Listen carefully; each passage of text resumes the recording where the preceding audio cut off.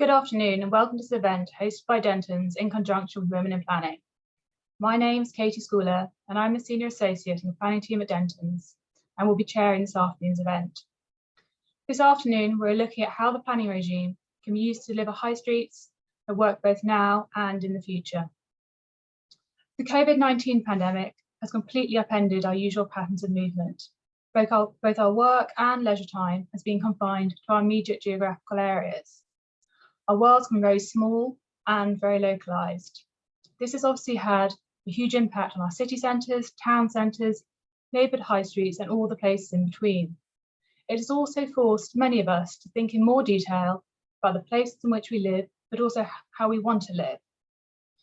There have been some high-profile retail casualties during lockdown.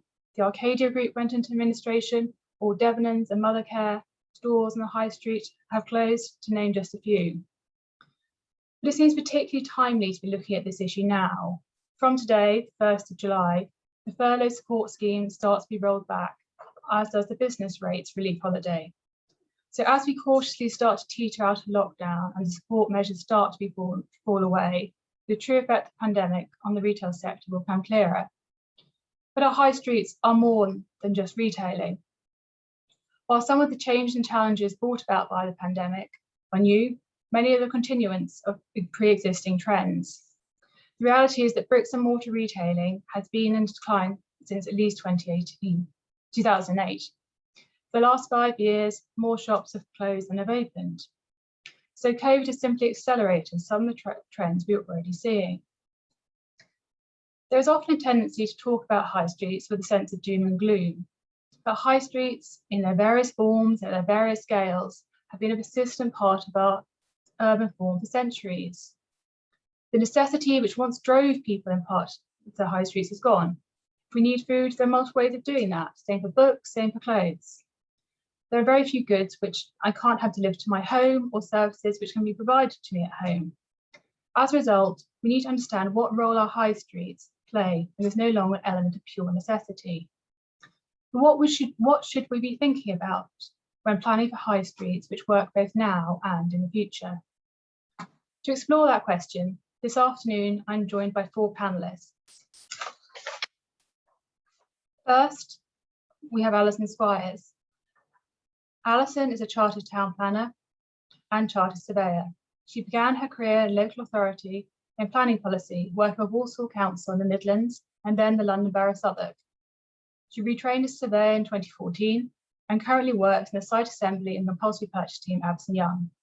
She works in a range of projects, advising local authorities and developers on how to assemble their sites for redevelopment, including through negotiation and compulsory purchase orders. Second, we have Penny Moss. Penny has over 15 years' experience in the private sector, working for retailers, developers, and fund managers.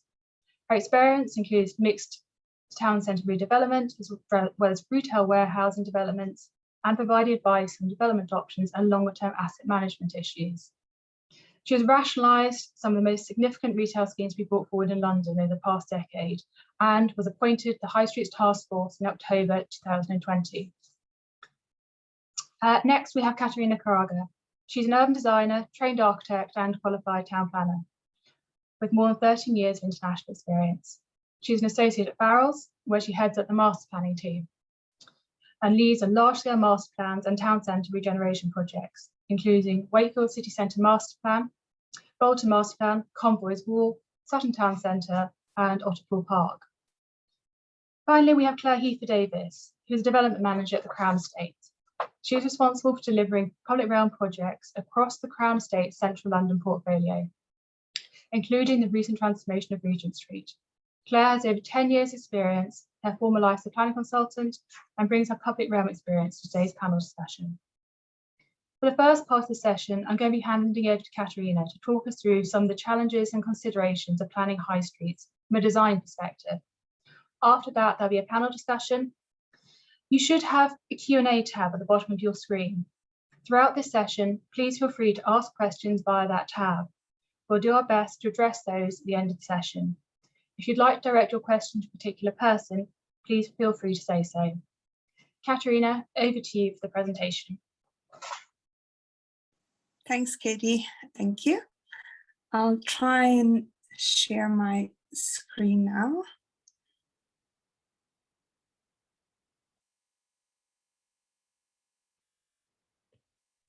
Okay. Hope that's fine. So good afternoon, everyone.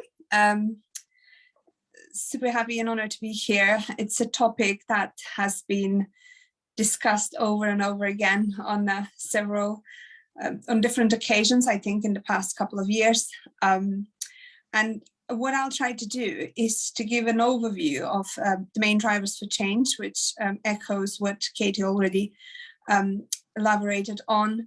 The identified opportunities, some ideas on how we can harness change, especially from a design perspective, and some of the finish with some of the lessons we've learned during my personal and Files involvement in projects around town centre regeneration, high street regeneration projects, etc. So to start off, as Katie started, all of the changes that are happening on our high streets, something that already existed before the pandemic. And I hope we can all agree that what pandemic did is only accelerated these changes. So we're all, I think we can all agree that the retail is changing. And this is definitely from a kind of a point of view that people rely more heavily on online shopping. Which kind of makes us think that instead of making our physical stores becoming redundant, people will continue to go to the high street for different reasons. And some of them is like to go to a sort of a showroom experience, to get the human contact and advice, to be stimulated and entertained, and to get something unique which you can't get elsewhere. So the traditional high street model needs to be reimagined, and we need to give more emphasis on inspiration, stimulation, entertainment as part of this wider experiential model. Work and workspace is evolving as well. It was evolving even a year and a half before. The demand for large floor space is declining, and there's more need about a space that's flexible across cost, tenure, and quality. There's also the demand, or also the sort of the need for people to live in the town centre, and this is sort of a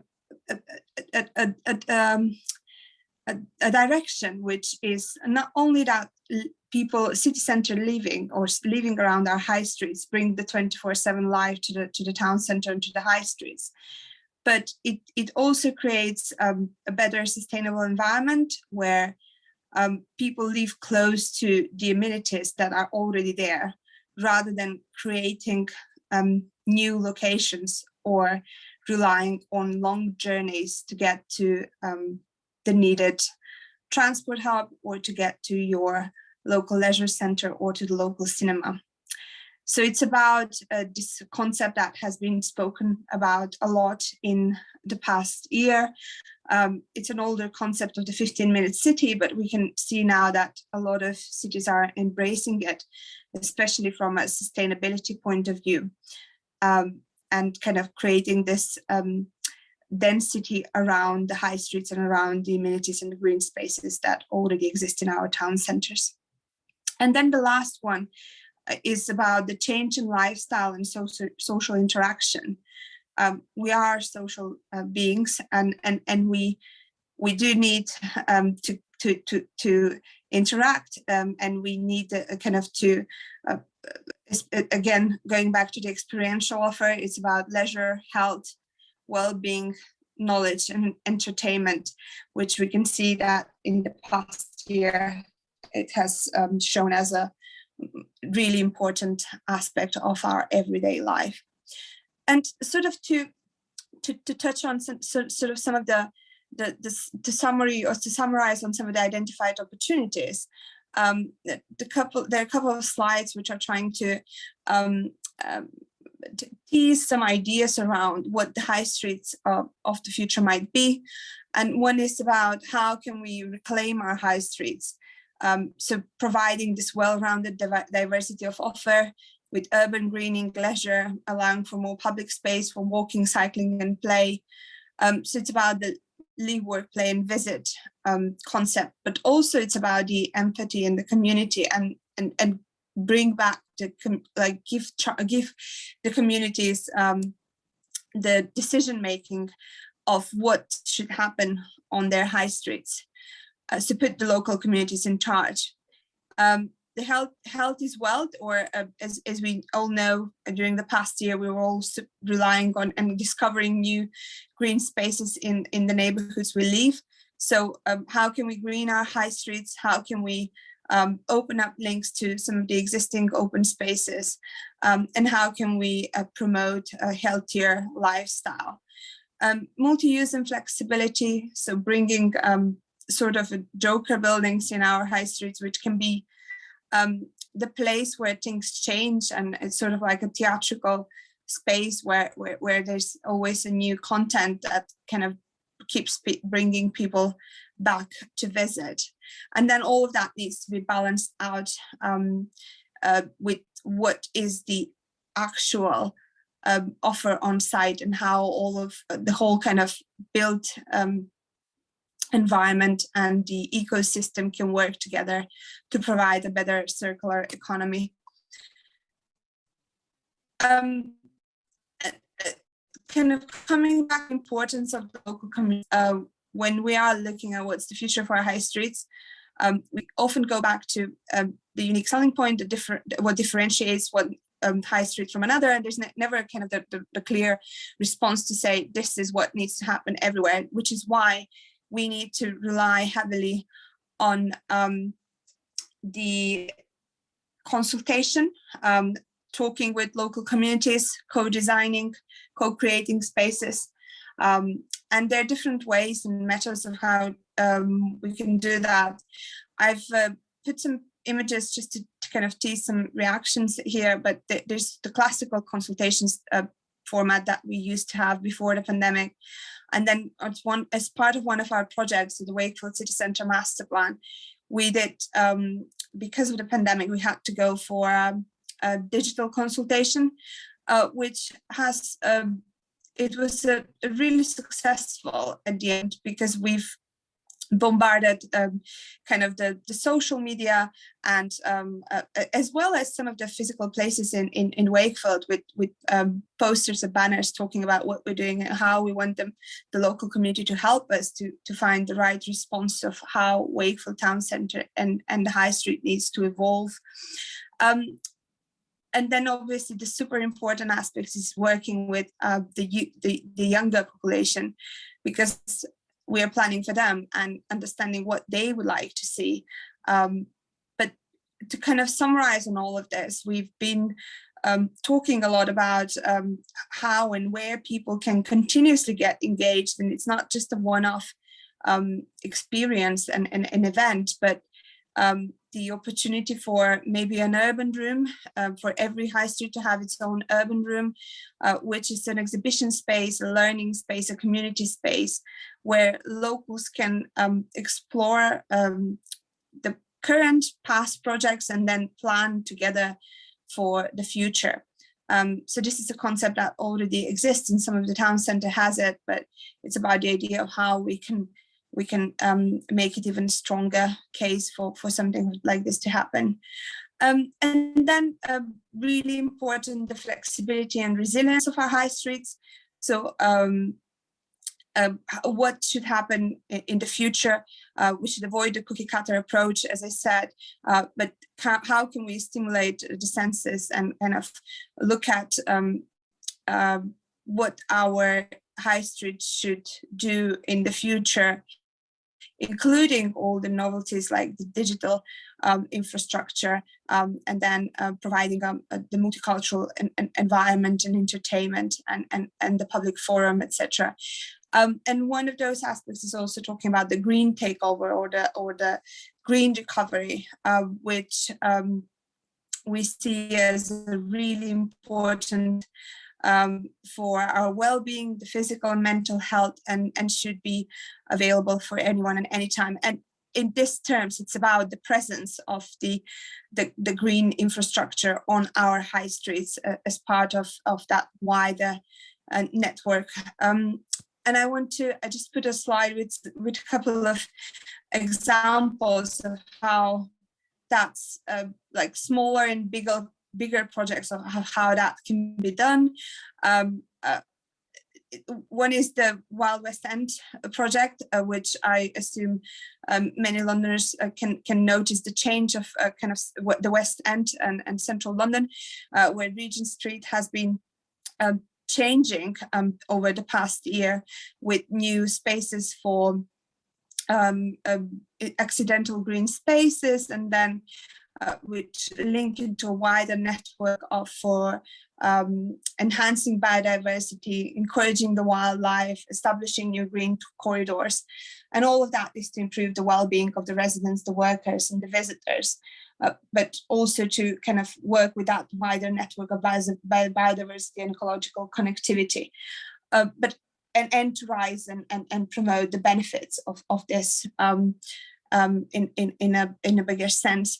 Then there are small projects like this. We've been involved into this St. Ermin's hotel project a couple of years ago, and as part of the strategy, we included a bee hotel, which is I can now see it on a much smaller projects in other cities, in York, for example, and this is sort of small wins to increase pollination and enhance biodiversity, and some of the projects from here are actually used in the hotels. That's that kind of circular economy system, and then we have big projects like the Stockton project, where the council plans to demolish half of its town centre high street. Because of the over provision of retail in the city centre, and replace it with a new urban park, a new riverside park.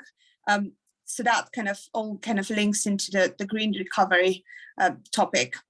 I've also listed some ideas of how we can harness change, and this is all kind of influenced from the projects that we have recently been working on. But there are things like providing high street delights or temporary public ground retail, food and drink. And this can be sort of collaborations between retailers and creatives and artists and designers in the area.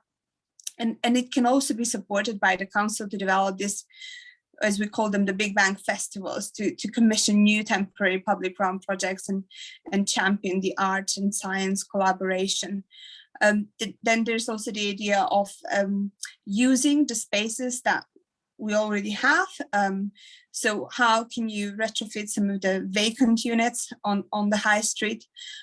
Is it about creating a hybrid co-working space, a new hub space for SMEs, or and how that can be again supported by a startup fund or something that the council can lead on.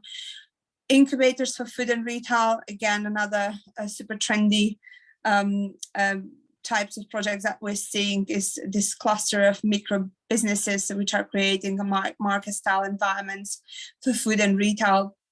And that's kind of considering partnership between major retailers to create this retail tech challenge in a way, and finding and funding, co-funding some competition for ideas that can address the particular need, again, depending on the USB of the town and the high street.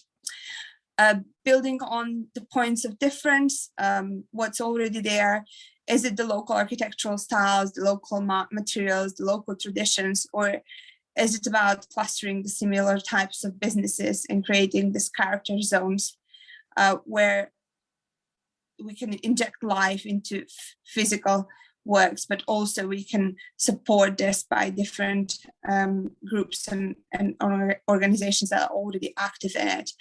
And then have an incremental plan. So it's to address the physical issues is about prioritizing the projects and starting from small, quick wins, going to which all relate to the wider vision and the bigger idea of what the the high street should be. And then it's also looking at expanding on the non-retail side of the economy, curating this meanwhile uses, etc. So it's a mixture of things which can lead us from point A to point B, where the vision can be taken into reality. And how can we get more people using the high street? Again, it's about creating new places for people to live, so promoting city centre living, promoting health, well-being, healthy streets, tidying the public realm, sorting out sort of the physical appearance of the town, and making it look as that it's cared for. And just kind of to finish on the last slide, I've tried to summarize some of the lessons we've learned, or some of the projects that I've been involved on.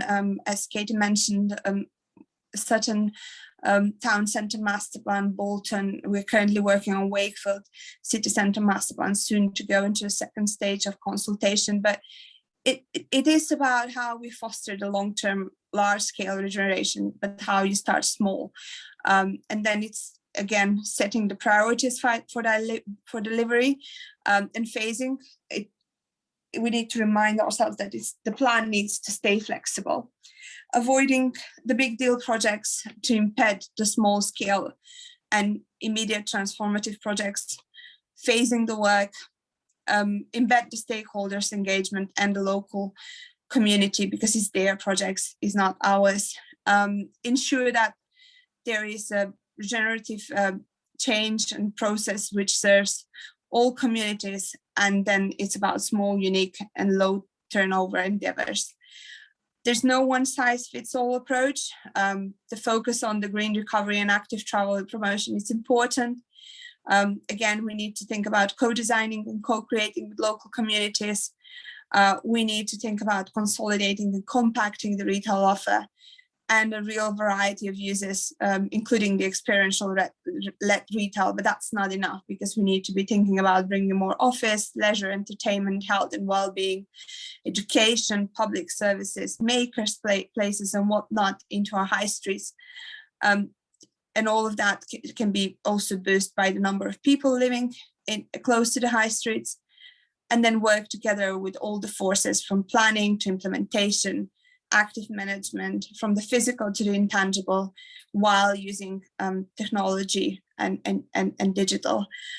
So at the end, I would just say what we've learned so far is just a start, because the challenges are still evolving, and we need to be constantly on the chase, because all of these things are we'll learn a new thing every day as this projects go ahead. So thanks for that. I will stop sharing my screen. Kat, thank you so much for that. That's given us a huge amount to kind of open up the panel to talk about. One of the things that you mentioned there, which I'd really like to come back to later on, is around kind of the greenery and public realm aspects of town centres. But one of the words which was coming up during that presentation was around sort of a vision, basically, of what a healthy and vibrant high street could look like. So Penny, firstly, if we come to you, so the High Street Task Force was set up by the government, kind of to promote high streets. What sort of is the role of the High Street Task Force, and kind of what do you see as part of that task force as a vision for a high street? So the High Streets Task Force was set up to provide more expertise for local authorities to utilise when coming up with plans for their town centres. So it's a group of planners, landscape architects, designers and place management professionals that can go in and assist the local authority. I think it's important to say that it's providing expert advice, but ultimately the solution needs to come from within. It's almost facilitating local leaders and business groups in the community to work out what they need, what their centre needs, and where they're going to go from there. And I think, as Kat said, every centre is different, and I think that's the key thing. There isn't a book that you can turn to page 5 and there's your solution for this centre. You've got to, you know, almost go back to the beginning as what is the purpose of this centre? What do the users of this centre want from this centre? And again, it's the what do the future users want? I mean, let's not forget the teenagers of today are the users of the future. If schemes are taking 5-10 years to deliver, then some people at the consultation event are never going to see what's delivered, whilst some, you know, other people you're looking to attract, basically. So yeah, it's there is no one vision. It's, you know, I think success and healthy and thriving, but definition of that is again going to be different for each centre. Because one of the key players in high streets, you've got the people who actually go there, but then you also have the landowners, the people who occupy properties there, they own land, the retailers. And so Claire, you're the Crown Estate. What does the high street mean for somebody who actually has land investments in that type of land? Yes, thanks, Katie. Yes, at the Crown Estate, for example, focusing in on our central London land holdings, we are in the fortunate position of owning buildings along the length of Regent Street. And as we're all aware, the retail market has been changing for quite some time with the transition online. And also COVID-19 has accelerated a number of trends that we've been seeing. And so for me, from my perspective, as public realm development manager, that's meant that as a team here at the Crown Estate, we've needed to think about things a little bit differently. The conventional thinking about having a anchor retail tenant to attract footfall into the town centre is not enough anymore when needing to work harder and think bigger. And so placemaking is incredibly important to us, and thinking about what does the consumer want, and what is it exactly that will draw a person to travel into the town centre rather than to shop online. And the user experience is absolutely fundamental to that. Kat has touched on a number of the examples within her presentation. But on Regent Street throughout the pandemic, what we've been working very hard to do is improve the public realm along the length of the street to enhance the user experience. Specifically led by a desire to create more social distancing space in this instance. So we've taken 2 lanes of traffic out of Regent Street, widened our pavements, but we've also taken the opportunity to introduce extensive planting. So we've got around 300 planters and 60 trees introduced along the street, with the addition of benches and seating for the first time. So there's more space for people to meander along the street at a more pleasant pace. There's places to pause and dwell amongst the greenery. And also thinking about the younger generation and what they might want from their experiences of town centres.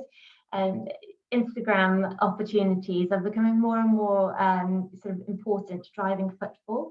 If a beautiful place is shown online, it will attract people to come and visit it. And so we've been working to introduce art installations. So we've wrapped some of our planters in artwork, for example, just to draw people in to have a look at the art, and then spill-off effects would be to shop in store.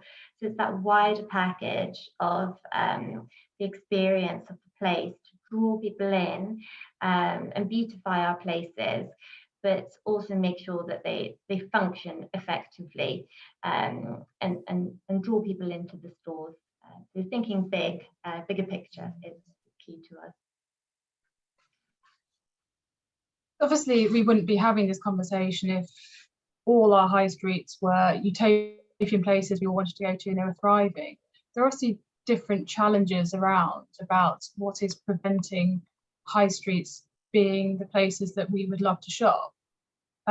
So I'd be interested to get sort of Penny and Alison, your perspectives on this. So what do you see as sort of the challenges that are preventing places fulfilling their full potential?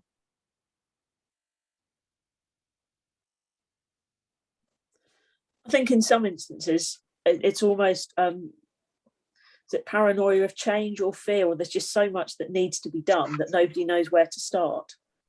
And it's historically it's felt like we need to redevelop this centre, we need to build a new shopping centre, that's the only way to solve things. But going back to what Kat said, it's the small little things that might not seem like much initially, but if that starts the ball rolling, and another scheme and another scheme, and then you've just got this gradual programme of small schemes. But if you're a local authority looking at your high streets, I can imagine there's plenty of officers out there just not entirely sure what to do or what the best solution is, and potentially they haven't got the expertise or the funding to deliver whatever the magic solution is going to be.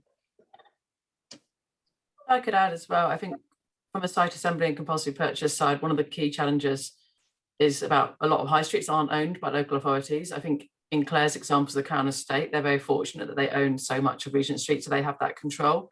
Whereas a lot of the challenges that we find are that local authorities are very keen to bring forward development, bring forward change, often public realm improvements, but they just simply don't own the land, which is where a lot of work that we do comes in terms of site assembly and actually working with local authorities to use their compulsory purchase powers. And one of the big changes, and I guess one of the big challenges that's come up the last couple of years, is it's not about necessarily delivering more traditional retail, which is what it used to be. It's actually about delivering some of that softer stuff. So if you're delivering, I don't know, if you're rationalising your high street to have less shops, for example, you might actually therefore put in some more public realm, some more open space as part of that. And I think one of the challenges is that a lot of local authorities, obviously have very limited cash a lot of the time. And one of the key challenges is actually having that money up front to actually bring forward and the confidence, I think, to bring forward compulsory purchases they need to bring forward those developments. Because in a lot of schemes I've been involved in, it's happened to be a partnership between private developers and local authority, which obviously relies on a very positive working relationship. And obviously that's dependent on resourcing and financing, a lot of other things. It says there's a question there kind of around like whose vision it is for the high streets, I suppose, of when you do have local authorities who don't necessarily own the land. Claire, for example, in Regent Street, how did you come up with your proposals? What was that process? So we, I think one of the main learnings that we've taken from the pandemic has been the importance of teamwork. And we partnered with Westminster City Council to deliver our public realm improvements along Regent Street. And we brought to the table our different skill sets and worked together to agree what our common goal was. And so from the Crown Estate's perspective, as owners of the buildings along the street, we could bring to the table our understanding of what customers or retailers want and need in order to be successful, but also our understanding of the consumer, so the shopper, the person walking along the street, what their aspirations are. And we do a lot of surveys of our consumers, for example, to understand what it is in particular they're interested in achieving. We also, in partnership with Westminster, we were able to draw upon their expertise as highways authority. So Westminster City Council own the road itself, and so we had it to balance considerations of highway safety when designing up our proposals to improve the pedestrian environment. Our ultimate goal was to transition to put more emphasis upon sustainable transport modes, so introducing cycle lanes and more space for walking. And so it was absolutely fundamental that we partnered with the City Council to that effect.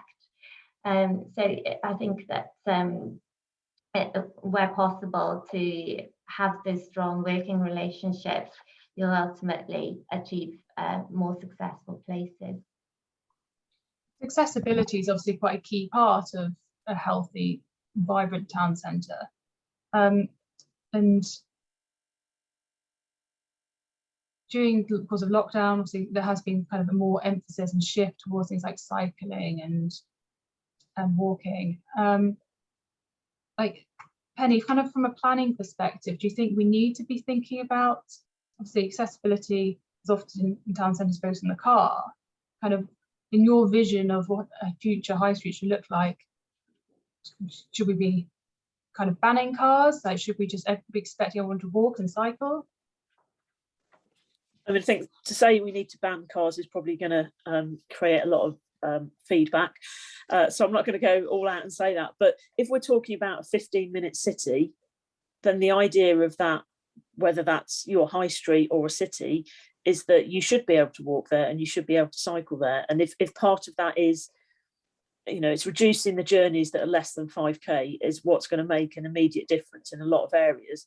And if you can do that and increase the cycle lane provision and the pavements, you know, there's plenty of pavements around here that there's cars parked on, you can't get past people, etc., and on bin day it's a nightmare.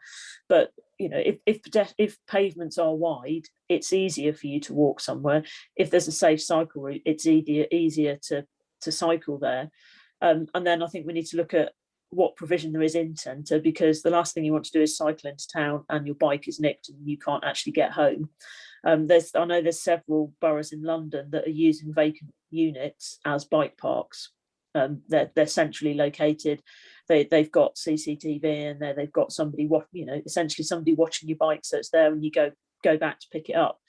And I think if we're going to move towards that model, we need to go back to the delivering all your shopping at the end of the day. So you go into town, you buy 5 kilos of potatoes, you don't want to carry them home, but there's some logistics distribution system, maybe a cargo bike, that means that will be delivered to your house that evening. Because I mean, that's the other reason that people drive when they go shopping, because they don't want to carry everything home. So I think there's a mixture of sort of ideas there, but again, it's every centre is different, every catchment is different. You know, that there might be some catchments that nobody owns a bike, and there's, you know, nobody's got storage for a bike, so nobody had, so that there's other issues. So we need to potentially look more at walking. You know, the number of kids on scooters these days, that's a good way to get children from A to B. Electric scooters, controversial, I know. Mobility scooters, I've long said are the transport of the future, because they're good for short journeys. You know, that's the end of it, really, I suppose. But yeah, there is still a role for cars, but I think we need to control them rather than be controlled by what the highways engineers say they need. I just want to pick up something you said then about sort of storage and collection points in high streets and town centres. Because one thing we haven't really touched on much as part of this conversation, Kat, you mentioned in your presentation about sort of diversity of uses, but we haven't really talked about kind of what uses you would want in a town centre.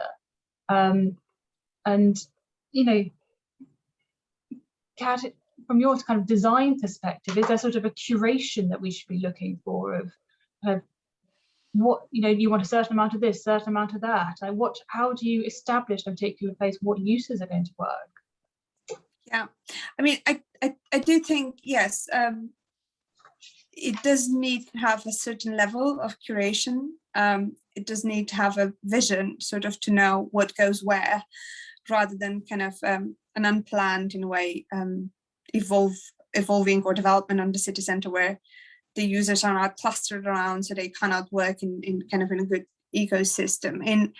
And one of the examples I mentioned for certain town centre, for example, where we have a long and linear high street, we have been looking at how do you kind of plan for 3 different sections along that route and how they differentiate from starting around the station where you have a bigger food and beverage offer, and kind of that kind of emphasizes even and increases the nighttime economy and where people dwell. If then you kind of in the middle part, you go towards the retail. And then as you go into kind of the upper part of the high street, it converts into more of a convenience shopping close to the city living, and different types of uses start to appear. And then you in between those kind of different sections, you also look at kind of shortening that high street. So it's again converting some of the existing uses into something else. But yes, definitely in Wakefield it's a similar situation where there's a strong creative arts and culture sector in the city centre. So we've been looking at how you can benefit of it and how you can make the most of it, and how you create those clusters from different types of creative industries. And where do they go and how they kind of talk to each other. So there is a certain level of visioning and kind of location based how you can do it, but obviously you cannot over control it. So you do need to allow for flexibility as well. The recently introduced Class E system, well, recently introduced last summer, obviously allows a great deal of flexibility between commercial uses. But I wanted interest to get the panel's view on us, from this summer, Class E will be able to convert to residential without planning permission. And, Penny, perhaps you can, I don't know if you have any views on what role residential has as a part of the high street, and whether that is a risk to our high streets if landlords are just flipping what would otherwise be retail or hospitality venues to residential.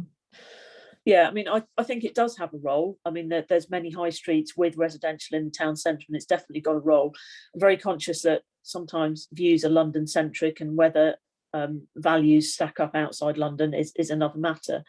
But again, it goes back to the curation of space, and somebody like the Crown Estate could take a step back and look at the whole street.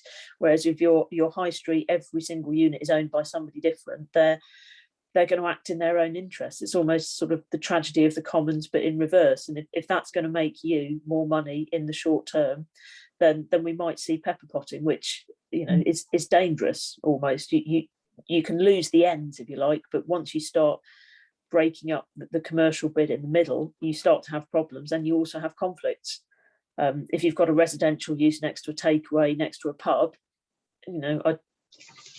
and you've got people who've moved, it's fine if you move in as a young professional and you don't mind noise. As soon as a child is involved, people want quiet and are suddenly not happy with city living. So it's going to be a balance. I mean, there's a report out today from the LCP group in Savills that are saying converting underused retail space could provide 450,000 new homes, which is a very big headline grabbing number. And I'm slightly concerned that headline grabbing number could lead to problems we're all going to be trying to resolve in 10, 15, 20 years time. But it's got a role. It's just how that role plays out. I think there's a question there about the type of housing we get as well. There's going to be no affordable housing contribution associated with houses. And Alison, I don't know whether it might make site assembly more difficult in the future if you have wide use classes which can flip to residential, whether that's going to set expectations around land values. I think it does. For those of you who are not as geeky and knowledgeable on CPO as Katie and myself, like one of the key challenges we have in CPO is that when local authorities are looking to acquire land, they have to pay compensation for the land that they're looking to acquire. And that's normally done on its existing market use. So one of the challenges we have at the moment is a lot of our high streets, if they're quite low value use, means local authority doesn't need to spend that much money. Obviously it's a fair market value, but they're not spending money to take into account the development that's coming forward. As Katie's put, if some of those high streets can actually get prior approval and easily change to residential, they may be able to make a case for a lot higher compensation, which makes it more challenging for local authorities and developers because they have to therefore potentially pay a lot more money. But it does vary again, as Penny says, it varies significantly across the country. In London, in a very London-centric view, we always assume that residential is really high value, whereas actually in a lot of areas that we work, for example, in the Midlands, actually the residential isn't such a high value. So I think it really does depend on the area whether it is such an issue. But I think one of the interesting challenges of it as well, kind of from a site assembly point of view, is the easy that you can just get that residential use. Will you actually lose some of that vibrancy that you've traditionally got on the town centre? What do you do from a site assembly point of view if you're losing those businesses? Some of the more dirty businesses that are already being lost, where do they go? Where are they being relocated to? Who are you actually planning those high streets for? I think that's a really interesting point. It goes back to what Kat was saying about who are you planning the high streets for, and how do you work out what is right in a particular place. It's very nice to think about, artisan bakeries and coffee shops, but that's not the reality of all our high streets across the country. So when you are looking at a high street, kind of, I suppose it's a question from a design perspective from CAT, but also from a specific example from you, Claire, kind of how do you kind of work out what is going to draw somebody to a place? How do you gauge what your unique draw is? It's a multifaceted, really, and this all comes down to diversity and inclusion, because places are for people at the end of the day, and we need to make sure that our places are accessible and inclusive to everybody. So something that we've been working hard on is looking at how we can make our places accessible to people with maybe with extra needs due to disabilities or young families. So we've introduced seating for the first time in our along Regent Street, for example. And it might sound like a very simple thing, but actually we partnered with a charity called Access Able to make sure that our seats were designed to criteria where we have the correct sort of armrest, backrest, etc., so that people with disabilities are able to pause and rest as they move along the street. So previously they may not have chosen to come into the centre of town because there was nowhere for them to pause and rest. And similarly for young families who may have previously chosen to go to a shopping centre instead, there's places to just pause with young children. And so that has been very, very important to the work that we do. But we're also trying to understand the needs of the diversity of different other groups along the street. I think that another element of the user experience that's very important is environmental factors. So air quality is something that is becoming higher up on the sort of people's level of awareness. So if you are going into a town centre and breathing in poor air, that's affecting your health. So what can we do as placemakers to improve the air quality, to make the shopping experience healthier? So we've been monitoring air quality across our land holdings to better understand that. And I think that it's just bringing all of those elements together to make sure that we're making a healthy place that's inclusive to everybody will ultimately improve the experience of the high street. So it's not a simple one to answer, really.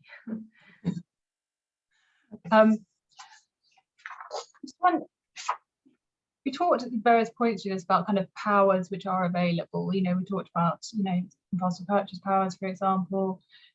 Claire, you mentioned highways powers. Penny, what interventions in the high street are interventions? They rely on powers of various sorts. Do you think we've got the powers that we need to make high streets which work?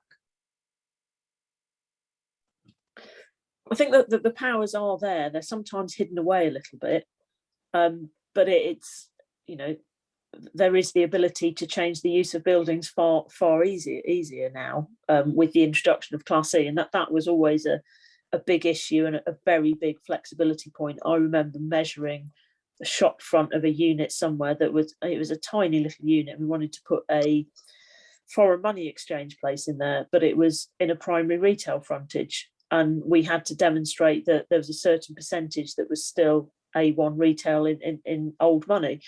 And we were like, nobody else wants this unit. This is the only person we've had any interest in. So I think that side of things will make things a lot easier. The government has obviously brought out a lot of legislation in the past year or two to make it easier for your pavement and share licenses, your takeaway element from previous cafes and restaurants. So yeah, I think the powers are there. It's just using them and knowing which powers you need to use where and when, and making sure that powers aren't conflicting against each other. That's always the issue. You're trying to satisfy the highways engineers at the same time as you're trying to improve the public realm. and it's sometimes getting two departments to bang their heads together and come up with an agreeable solution, shall we say. Yeah. And we talked, mentioned earlier about incremental changes. Compulsory purchase is sometimes seen as, you take a whole centre and you look at the whole thing and it's a very large scale intervention. Alison, can CPO work in a smaller context? Or is it always going to be the massive regeneration schemes? I think that's a good question. I think to pick up on a couple of points, on Penny's points, I think the powers are all there, but there's often a lot of fear, particularly from developers, of how they navigate that system to work with a local authority to get planning, to get their highways consent, to convince the local authority to use their CPO powers on their behalf. And I think historically, a lot of our schemes, most people from the CPO world, a lot of the schemes have been whole scale regeneration change. So, knocking down a whole shopping centre, rebuilding a brand new town centre. Whereas increasingly we're seeing local authorities use their CPO powers for much smaller little bits of intervention. Not yet really for small scale public realm, but more, if you are building, I don't know, let's say a health centre, you might have some improved public realm alongside it. So I think it's starting to kind of trickle through that actually those powers are there, they're already in place. It's just having the confidence and the experience. I think one of the issues you mentioned at the beginning, Katie, is actually getting a developer on board with that local authority and actually being able to convince a developer that there is some money there for them going forward by actually using those powers and then the knock-on impacts that they get from that. So yes, I think they are there. It's just it's still a bit of an emerging field, I think, to use them for smaller schemes. If local authorities are going to have to be a bit more gung-ho, do we have to be a bit more accepting that not everything is going to work? Yes, I think that's true. But I think it's quite hard for many local. I previously worked for, as you mentioned, for London Borough of Southwark and for Walsall Council in the Midlands. And I think from a local authority view, it's actually quite a risk to go back to your members. So something not having worked. And I think I suppose that's where, various things like the task force can come in with best practice and expertise, perhaps, Penny, of, this is what you can do to kind of give them a bit more confidence so that it's not seen as a failure from that council when something hasn't worked. Yeah, I suppose it's important. Something specifically might not have worked, but from that, what are the learning outcomes and what might work and why didn't it work? It's that kind of, it didn't work because it's not what the people wanted. Well, we need to look at how we consult the people. So it's, I think it's having the task force there, like you say, provides that hand holding, if you like, that it might work, it might not. Here's some other ideas. This is what has worked elsewhere.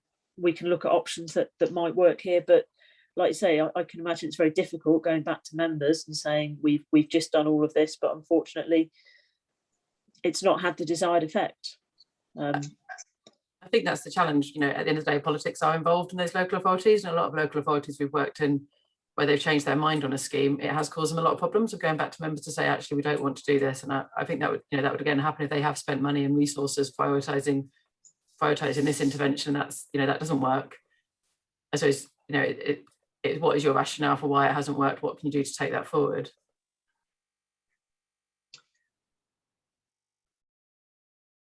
Just had a question, and I think it's probably worth going to now. One of the participants, and it's around.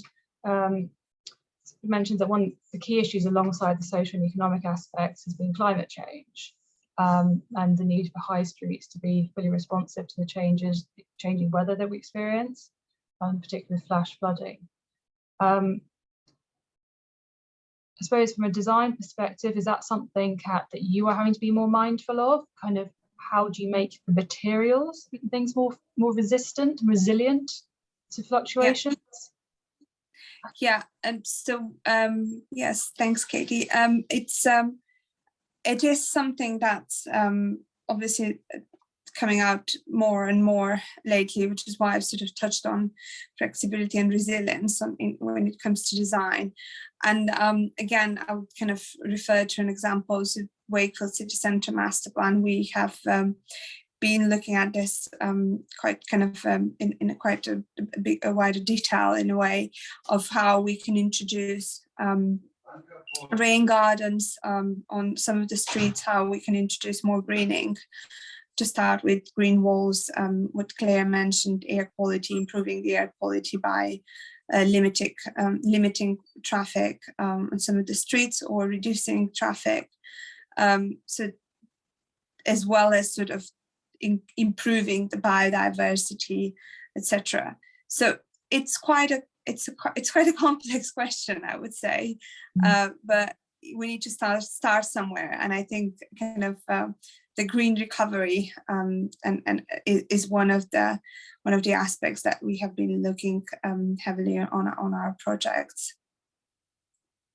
So finally, before we start to wrap up, I'm just going to ask quickly everybody to say what, if anything, do you think the legacy of COVID is going to be for our high streets?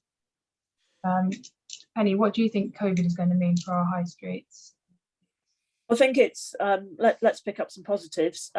People have discovered their local high streets more, and I think that could be a very positive legacy.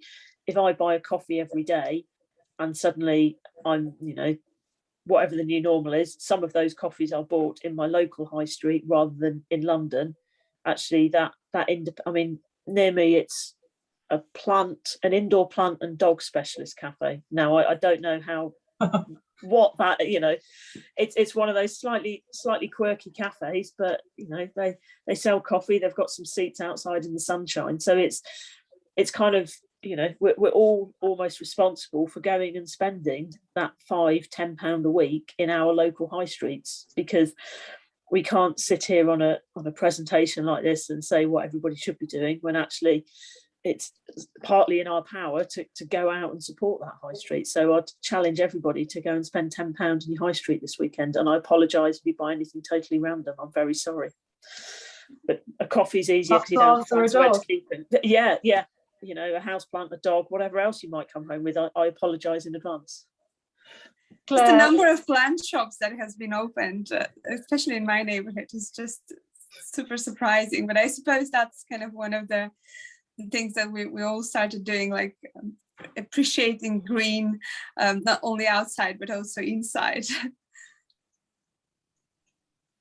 So Claire, any quick takeaways of what you think the legacy will be? I think that flexibility and adaptability is absolutely key, and also the pandemic has taught us that teamwork and partnership, if you have that strong collaboration, you can deliver things effectively to respond to emergencies.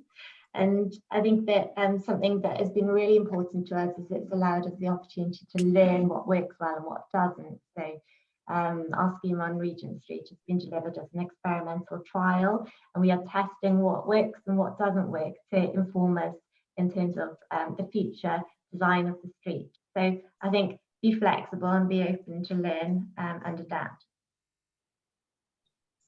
Alison?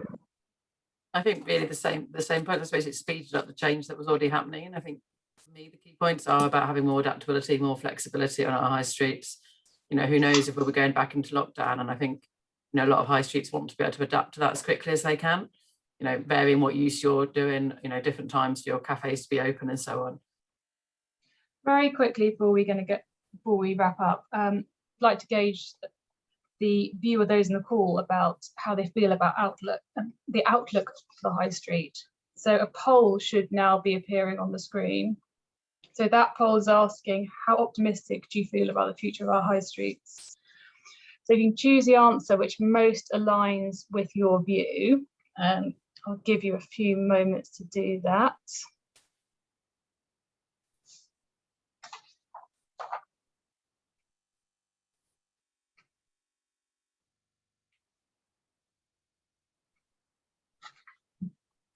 Let's see if we've got the results. Ooh. So most people thought it could go either way. Although quite closely followed by cautiously optimistic. Thankfully, nobody said not at all optimistic. So I think it could go either way. I suppose there is a fair amount of uncertainty about high streets, which is perhaps understandable. And I suppose at the moment, the phrase "the new normal" was mentioned earlier. We don't quite know at this point what the new normal is going to be. But there have been, amongst all the tragedies of COVID, I suppose, a lot of positives to come out of it, which is that increased focus on localism, you know, more focused shopping trips, more emphasis on the experience of those shopping trips, and perhaps that's what's being reflected in that cautious optimism as well. Interesting. It's, at least the tilt is in the right direction now. So I finally just wanted to say thank you very much to all the panelists today. High streets do have a very emotive quality. We've, you know, heard earlier that, you know, whereas once a high street was anchored by a department store, that anchor is no longer there in most cases. And so the anchor needs to be something else, whether that be the public realm itself, an arts installation, cultural attraction, whatever it might be. But whatever the offering is, it does need to have some sort of local determination. It needs to be drawn on circumstance of a particular place and be responsive to those particular people who live in that area. And a theme which has been running through this is about flexibility and diversity. But ultimately, the places, high streets are only going to work if they are genuinely inclusive. And there's no single solution. But the take-home point for me here really is that there are quite a lot of tools in the planning toolbox. And the sense coming out of this discussion is that we do have the right tools.